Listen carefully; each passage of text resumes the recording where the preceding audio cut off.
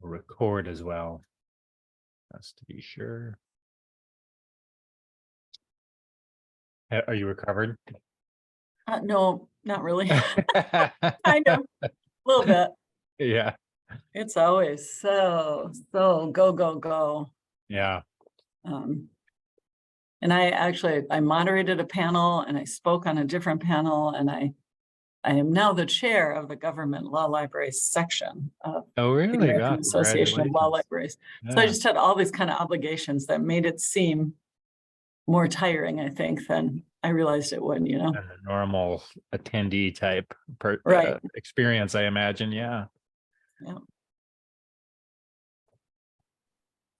Well, let's see. We can slow roll into our opening. Thanks, Karen. I biking in after AALL.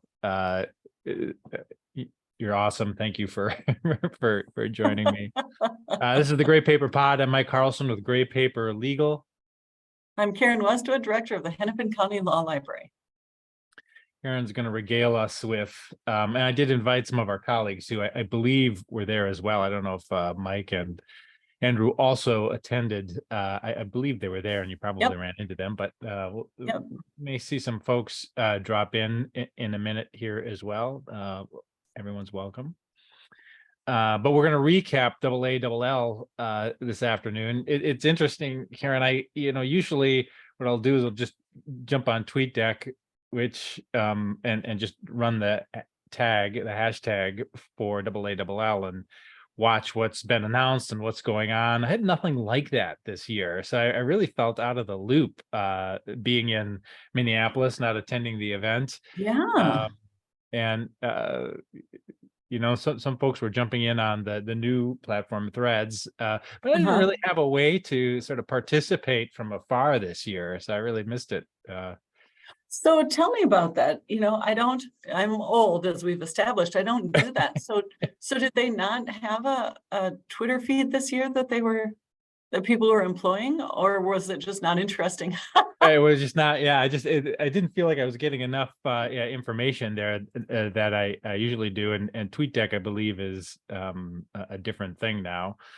And I just fewer people are using Twitter as a tool, and it's not a pleasant place to be. So, so I try to track it on Threads, which is kind of an interesting platform, but not searchable and doesn't have a desktop application. So Sure. I was just stuck on my phone, and just kind of Googling around and looking for the big announcements and things like that.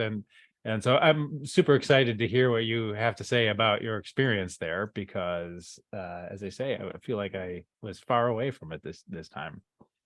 Yeah, in preparation for this morning, I did poke around a little bit to see if there were any conference reviews up yet. Bob Ambrosi usually does one, and I haven't seen that yet. Jean O'Grady usually does something, and I didn't see anything post-conference from her.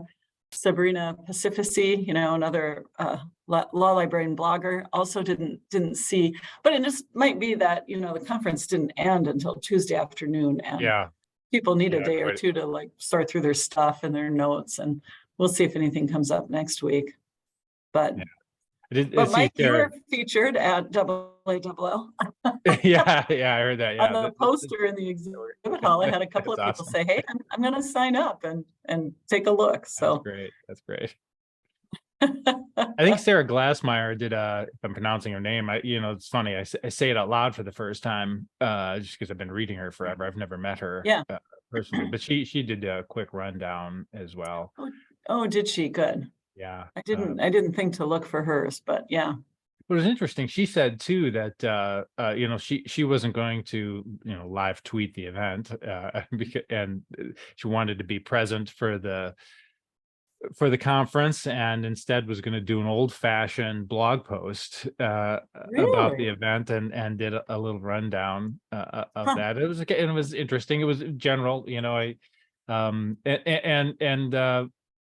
I think things are a little different these days, but I didn't see a big announcement from any of the platforms from the legal research platforms or Yeah. anywhere else? No, I don't recall any big announcements. So of course, the Thomson Reuters case text, you know, buy purchase had been announced Yeah. earlier. I wondered then if case text would continue to have a separate booth, and they did. It was right across the aisle from the Thomson Oh, Reuters did booth. they?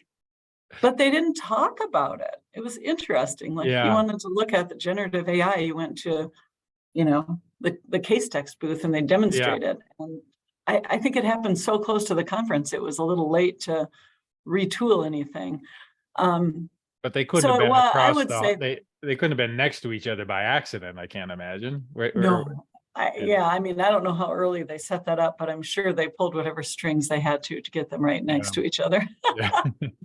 Um, yeah, I would say the overall tech theme of the conference was, as you would expect, this generative AI and how different Mhm. vendors are planning to employ it. So I was able at is it called Co-Counsel, the AI product that Case Yes. Text has? Yeah. Yeah. Yep. So I had him run through my little search about is a private college a landlord under Minnesota law Oh, for yes. purposes Excellent. of dorm living, because I don't think there's a direct case on that. And indeed, Co-Counsel did a fine job with it. It generated a little memo, said there's no direct case law on this, but there is this case that treats, a private college as a sort of regular entity for some form of tax purpose. And here's another Yes. case that Nice. treats a private college, in this way for zoning. So one might be able to make the argument that they're a landlord. This is not, I thought was not a bad result, except when I was talking with a local housing law expert, because this problem has been in my mind for weeks. And I Yeah. asked him the question, he just said, well, yeah, they're a landlord under the Minnesota statute. The statute Oh, is yeah. very clear about who a landlord is. Many entities who don't think they are landlords are landlords. And all you have to do is look through like the elements in the statute. So I thought it did a good job on the case law, but it didn't really Yeah. address the landlord Well, question. and Yeah. is it working against the statutory language I as don't well? know. Yeah. Yeah. Well, So it wasn't and until I got back. I thought it would be interesting, Mike. Maybe you and I have a little project there we could do and write up a short little note for Bench and Bar magazine or something. that's a good idea. Because it's interesting to think, like, what's it looking at? What's it trying to do, right? Because the statute doesn't say. Also, an example of who is a landlord is a private college, a this, a that. And so it's got to be hard for any intelligence, human or artificial, to get a handle on what exactly that means. So I thought that was interesting. Yeah, and I know. I mean, I've used ChatGPT just goofing around to search statutes, like statute of limitations, and it's delivered with proper citation. Even not just outside of co-counsel, even Sure. it seems to work pretty well. Did you review the statute? I mean, it seems I get a little bit surprised that it's that cut and dried, but Oh, I don't think it is that cut and dry. I think yeah, if you're a housing expert and you come from a certain point of view, it is cut and dry. But yeah, okay. we, of course, when we had the question, we started with the statute, and then we're like, man, who I knows? see. Yeah, And yeah. Well, that's why we were that looking makes for it. sense. That Yeah. makes sense. I mean, and that's one of the things you get stuck with, and why. And one of the things you don't think about it, we make fun of the sad attorney who made up the cases, but Right. we're all guilty of the same thing of using the tool, not thinking about what it's searching in the background, and then Right. wait a minute, what does Yeah. the statute even say, right? Yeah. And Yeah, exactly. It's really super interesting. Lexus was demonstrating their yeah, new AI project. did you try it there? Product. Did you do little I A/B testing? I tried to because I was all in, but they Yeah. wouldn't do it. They said Oh, the system was still in training or learning. They used some phrase that amused me, and now I can't oh my remember what it God. was. Yeah. So they had some canned queries that they were demonstrating. They said they hope to roll their product out in September for law firms. This is usually the order it goes. Law firms, and then after that, Yeah, that's right. That's right. academic. And eventually when Forgot. Yeah. public law libraries keep knocking on the door, they'll remember us. So, Yeah. but that's okay. It's good for us to know what's coming and then to watch how it rolls out in these other venues and kind of hear how people are using it and how they like it. So those are the two big things. Apparently it was the 150th anniversary of something related to shepherds. So Lexus had a champagne toast one afternoon, but the bartenders didn't know what they were celebrating. I'm like, what's the toast for? And they said, I don't know, life. I said, I don't think Lexus is just toasting life. Then later on, someone was talking about, I don't know if it was Frank Shepard's birth or the first citator or what, but something. I caught that on LinkedIn or somewhere. Yeah, it's interesting. Well, that's fun. Yeah. That's a librarian thing to do. Yeah, exactly. No one else would be that interested. Yeah. What were the highlights for you? Well, I tell you, yeah, I'm all interested in citators and trying to figure out like definitive information. So I went to a couple of sessions that I thought were pretty good. One was one coordinated and moderated by Susan Nevelo-Mart. I don't know if you know Susan, but she's written these like seminal articles. A few years ago, she wrote an article called Every Algorithm Has a Point of View. And she's had her law students, run all these experiments with the same search across different products, which resulted in all these different results. And so now she's published an article called Hunting and Gathering on the Information Savannah. And I think I glanced through the article a while ago. I no longer could tell you what the thesis was, but she had bigwigs from Bloomberg, Lexus, Thomson Reuters, and VLEX now, Ed Walters from what we used to call Fastcase. And that's just great whenever you get all those folks in a room, just to hear what they're thinking about, how they're proceeding. So that was really interesting. And of course, the theme that runs through is everyone comes up with different results. There's no definitive answer to most things that you have to research. You already know about Chevron, so you don't have to research that case. It's when you get into more details that. So that was interesting. Ed Walters was telling a story about how this, natural language processing was pretty good, and now moving into, this generative large language model AI. And he was talking with his 15-year-old son and was saying, the gold standard for many, many years was Boolean searching, because it was super clear, super understandable.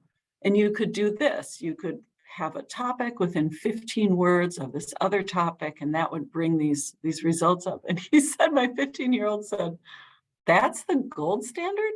Like, what if that word was 16 words away? It just doesn't retrieve it. And it's like, well, yeah. This kid's like, yeah, there's a long way to go.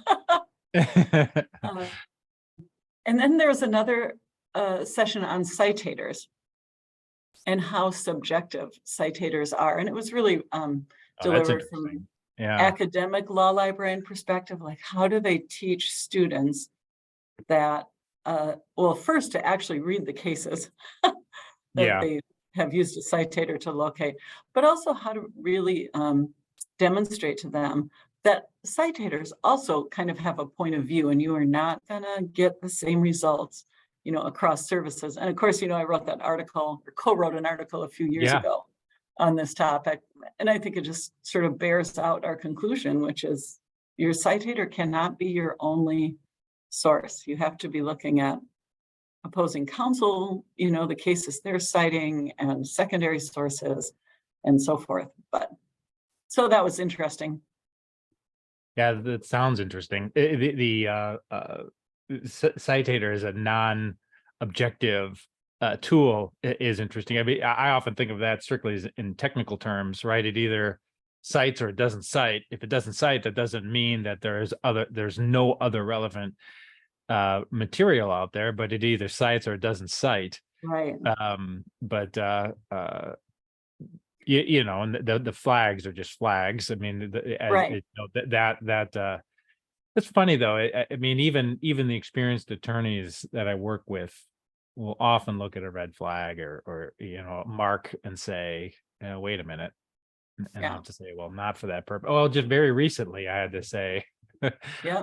overruled on other grounds. And my Yeah. blue book is not, up to speed probably. So my memo probably should have said, yes, I understand it's got a red flag on it, but understand I'm Right. citing it for some other purpose, right? So Yeah. And so, Westlaw now has the striped red flag, which is to try to yeah, really reinforce for folks that the whole shebang isn't kind of done with, that it's, there's negative treatment on one or more grounds, but not everything. I think to try to reinforce that you can still cite it. Everyone uses Korematsu as this great example of how the citator, yeah. they all these citators treat it differently because it's a kind of a wacky case. Yeah, Yeah. well, Justin Samard was on and on here with us, and then Right. you did a CLE with him, which was really great. All of those slavery cases are, still good law, you know, Right. and Right. Yep. but would you ever cite them? Yeah, Right. Westlaw's got lots of citation flags now. It's starting to look more like some of the other. You used to just to be a red flag Yeah. or a yellow flag, so either Yep. negative or adverse. But now you've got overruling risk. You've got for federal. I think it's a little bit confusing actually for the regular user. The blue and white striped flag, which Yeah. is cool because you can see it's up on appeal, but Right. if it's only available for federal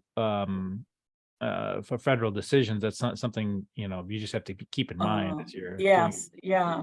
Yeah. Yep. Yeah. It was interesting. There was an man there who'd written an article called Yellow Flag Fever, maybe Oh came yeah, out in yeah, the mid-teens. And he said they took this body of cases and ran them through different citators, and they found like 57 different possible treatments that would receive a yellow flag, yeah, you know, under the key site. Under Shepard's, they didn't catch these different nuances as much, but there wasn't as much confusion about what their kind of right, intermediate yeah. signaling actually meant. So I enjoyed that. I would say there were a lot of programs around DEI issues, Oh, great. diversity issues, and I think that's really important. And I was thinking about that on my way in this morning in relation to kind of the uncertainty around things that we think are a little more certain in legal research, like citators, and that um, these diversity issues too offer us a lot of different insight and nuance into how we interpret information. Right? We're all interpreting from this historical line of reasoning that's very Western and very white and European, and just to be cognizant that we perceive information in a particular way, I think is helpful for us to keep in mind. Yeah, we be curious to know more about that. We talked previously at other events about the uh, bias in taxonomy systems. So Right. the Library of Congress and Yep. which are just perennial issues. I haven't Yep. actually thought about it in terms of like the key number system, whether or not you know, but I think there's how some of did that they? there. Yeah. Yeah, Yeah. yeah. For How did sure. what were the Yeah. topics of the DEI events? Were Well, I mean, a lot. Like whose story is missing? How law libraries can adapt collection development policies for DEI. I see. So Uh, more about resources than tools, typically. right. Well, there's something, I'm not sure if this was so DEI, but definitely access to justice, the impact of generative AI for access to justice. And I don't know. There was a session on the next gen bar exam, which I was sorry to miss. Oh, was there? I think that's an Yeah. interesting. I recently looked at the questions on the next gen. It just, I have feelings about that. But what Yeah. was the tone of the what were I'd love to know what the librarians think about the next gen bar About the exam. next gen bar exam, Yeah. you know, I didn't go to that one, so Darn. I don't know. I'll have to ask. Yeah. Ask someone who went, you know, a lot of these are recorded for law librarian members, so I'll go back and Yeah. catch Yeah. some of the Maybe go grab recordings. that one Yeah, too. Yeah, have you taken a look at any of the questions on the next gen bar exam? They I published the sample did. questions and Right, they published sample questions, because I think one, like on one of the sample questions, the multiple choice answers were, which would be the best terms to use when researching this question. yes, Did yes. you notice that? And I Yeah, thought, well, legal that's research kind of is a cool. part of the new next gen bar Yeah. exam. Yeah. I thought, well, that's kind of cool. It's also sort of like issue spotting by another name. You Yeah. know, I don't know Well, that it was as transformative as I it know, I know. seemed. Well, the questions generally seem like that's where they're directed towards legal research as being something that inevitably any attorney is going to do. The question Right. is, what are the two?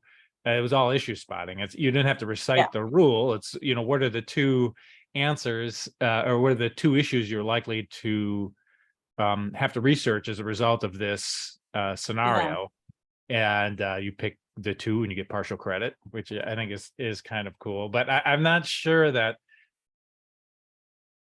this does anything to help demonstrate the competency of the attorney. I'm not. Well, I no, don't and I know. mean, it's just sort of one step away, right? Because if you remember the rule wrong, you're going to choose the wrong search term Yeah, to start with. So it's just you still yeah, have to know what the rule is to my mind, you know. And yeah, also as a researcher, sometimes you do choose an ill-suited term. And hopefully yeah, after a search or two, you realize, oh, wait a minute, that's not that's not what I needed. You go back yeah, and try again. But yeah.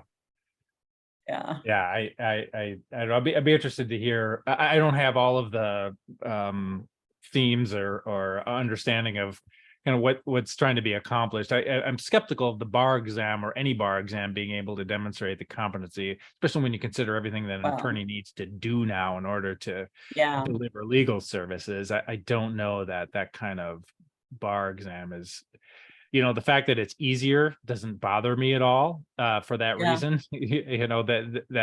I mean, why not deliver that to a second year law student, a rising 2L, just take the bar exam and then finish school and get your diploma. Right. I it seems just like as logical to me as requiring Barbary, but there are a lot of interests in Yeah. I mean, I've probably read too much of Joe Patrice on Above the Law, yeah, you yeah, know, because he really does not love that as a measure of your yeah, knowledge. yeah, I I know do kind of feel like there has to be some sort of benchmarking, but maybe you just have to, offer better exams in law school. yeah, Because I remember my law school classmates saying, "Oh my gosh, the Barbary is what's teaching me what I'm going to need to know in practice much more. These actual what is torts, boom, boom, boom, boom, boom, rather than in law school, thinking like a lawyer and deep philosophical conversations about whatever, the direction of the law." yeah. So they did, I remember thinking that too. Oh yeah, okay, here we're hitting the high points and the important points on all these topics. I don't know if that makes you practice better or not, but it makes me wonder about exactly what we're teaching in law schools as well. I know, I know. Well, and that's the thing, right? Is that the bar exam is like trying to fix too much. Yeah, I, maybe. I Yeah, think, yeah, there's you can't just put a new paint job on the Titanic and then expect it not to right. hit an iceberg. I mean, Yeah. I don't know. I think it was Joe Patrice who I'll try to drop that into the show notes too. I think it was arguing for on above the law, the diploma should be Right. the That should be your qualifying. credential. Yeah. Yeah. Yeah. But Interesting. I don't know. Look, many professions do those exams, right? The board exams for medical doctors Yeah. and CPA exams and so forth. So it'd be interesting. I'm sure people have looked into what other professions are doing with regard to that. And I think it's worthwhile being able to demonstrate some technical expertise. Right. You know, and there are some technical aspects, you know, civil procedure, for example, I Right. think, you know, is not necessarily is something that you could do in a more formal exam type Right. situation, and which isn't just, well, it is memorization, but that's what you do in medical school too, right? Your Well, anatomy exactly. classes, yeah. And you have to recall enough to know there is a rule. Yeah, So you right. might not remember exactly the wording, but you're like, hey, isn't there a, rule 12B something something that I should Yeah, look up? right. And then you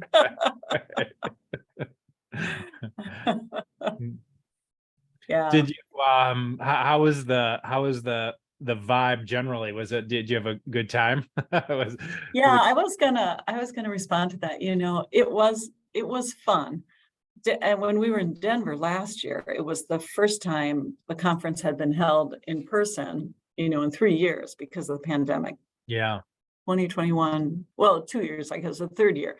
So people were just so thrilled to be together, but there were people who didn't show, speakers who couldn't make it because someone in their family had COVID. People were still wearing masks for the most part indoors. So there was this like kind of joy, but caution. And this year felt very much like a regular conference. People yeah, were super happy to see each other, complained about this or that thing, because nothing's ever perfect. you're And right. so it just had just much more of a grounded feeling. We had at the government law libraries morning meeting, the president of the Boston Public Library came and spoke.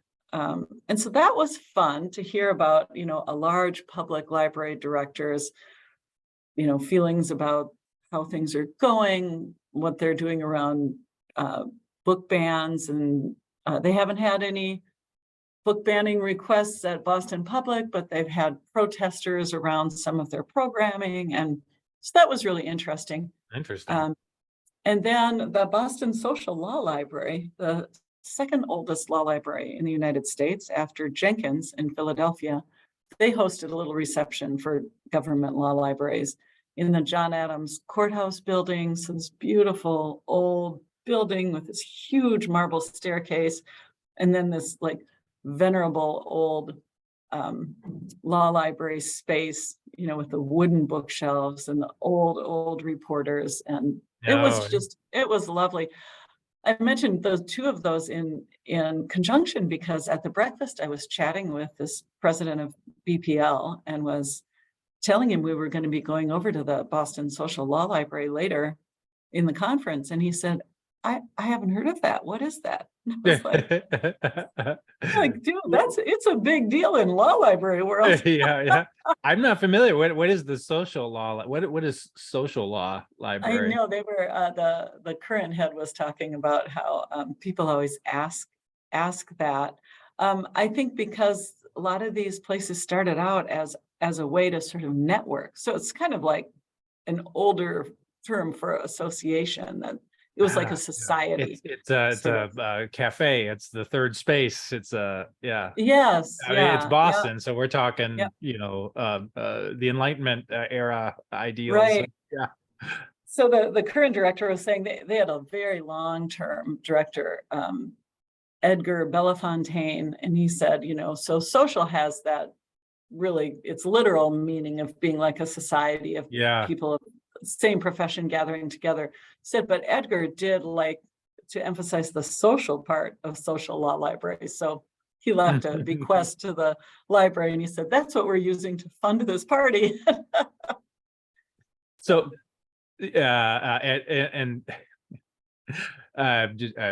so social would be like the opposite of a private library, which Well, was I'm not sure though. I mean, I think it maybe is not an individual library.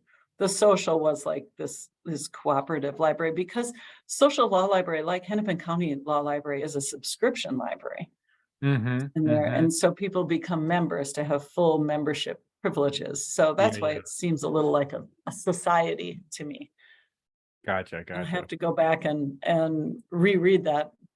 I don't remember all the details from the little speech. My feet were hurting by then.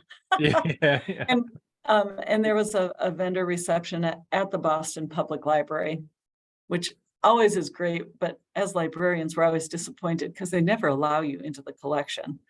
They just have Yeah, these party rooms where they serve food yeah, and drinks, so they're not gonna let you wander into their rare books. But it was nice. It's just, you know, beautiful old building there on Copley Square. yeah, yeah. So that was nice. And yep, it was a really enjoyable meeting full of a lot of, I think, important ideas. And a lot of people, I was kind of surprised because the cost to attend now is up another $100. I think it's $6.99 for Mm, registration for a meeting that goes from the opening receptions Saturday evening until noon on Tuesday. So it isn't a real long meeting anymore. Um, and then of course, hotel costs are high and food, everything post-COVID costs yeah, more. So I yeah, thought some libraries wouldn't send folks, but there were a lot of people there. So that was good. yeah, yeah. So the numbers were Yep, comparable numbers were right up pre-COVID. there. Yeah. Yeah, Yep. yeah. Yeah. What is your you're now the chair, president, Yes. I am the chair of the head person, chair GOLSIS. Yeah. of the government. Tell me about that. Government What do law libraries, yeah, SAS. So that's court libraries, county law libraries, state law libraries, um, you know, agency law libraries. There are federal agencies that have law libraries. Um, and so we all get together because, of course, we have common interests, common challenges, and so forth. I haven't really decided what my big project for the your year will initiative be. is? Yeah, yeah. Yeah, no How big what your initiative. legacy is going to look like, and yeah, My legacy is usually, you know, keep the boat afloat. yeah, that's right. But we'll see. It's a really interesting time. I think I'm really interested in this issue of county law library funding, which is maybe getting a little into the weeds for our audience. But many county law libraries are funded by court filing fees, which No, seems like a regressive way to fund a public service to me. You know, yeah, it's yeah, especially when we can see data about who gets tickets and who doesn't bother to argue the tickets. It's kind of yeah, yeah, the least of us in our society. And I don't really like running a program on the backs of folks who can least afford yeah. it. Wow, that does feel. You know what I mean? So, but Yeah, there's civil filing fees, but people without a lot of money are in civil court too, right? Family yeah. law and probate. Oh yeah, And we yeah, don't get a lot. We get $12 on civil fees in Hennepin. We only take $3 on criminal fees because no one on our board is interested in raising those. yeah, But it sits a little funny, and I think as more and more entities look at equity and in how they operate, yeah. that method of funding is going to continue to come under scrutiny, and it would be great if we could get out ahead of it somehow. So nothing Do like you me to know? choose an intractable problem and try to address it. Yeah, yeah, yeah. That's a good one. That's a well, I don't know, funding. What about other agencies? Do you know, maybe are other government libraries funded in similar ways with like filing fees? Like Well, yeah, I don't know. So the state law libraries tend to be funded by their legislature, and they tend to be mhm, part of a judicial branch appropriation, which is not a winning formula either, because the judiciary always feels like they get shortchanged by the yeah, legislature. yeah, So they never feel flush in cash. But I do know that there are additional filing fees when you're in court, especially I think if you're in criminal court, there's like a $75 fee for this and a $150 fee for that. And those, I don't, I don't know. I should examine exactly where they go. yeah, yeah. I can't There's remember. They another might go to the paper. judiciary. Yeah. But, you know, other departments in the county make their pitch to the county board every year to get funding. So the thought is maybe law libraries should do that too, but then you have to spend your time doing that instead of serving your patrons. Yeah, So, yeah, but it would be there. good for us to remember to retell our story, right? If we're not up in front of uh, decision makers talking about ourselves, then people don't know about us. And so the president of Boston Public Library doesn't know about the social law library. Yeah, that's right. And they're local. Well, and that's why we have an association, right? That's Right. that kind of advocacy is kind of what you expect from an That's industry right. group, Yeah. Yeah. Yeah, yeah. Yeah. But anyhow, interesting stuff. Mike, did you have any, I see we're at 8:30. Did you have any interesting questions this week?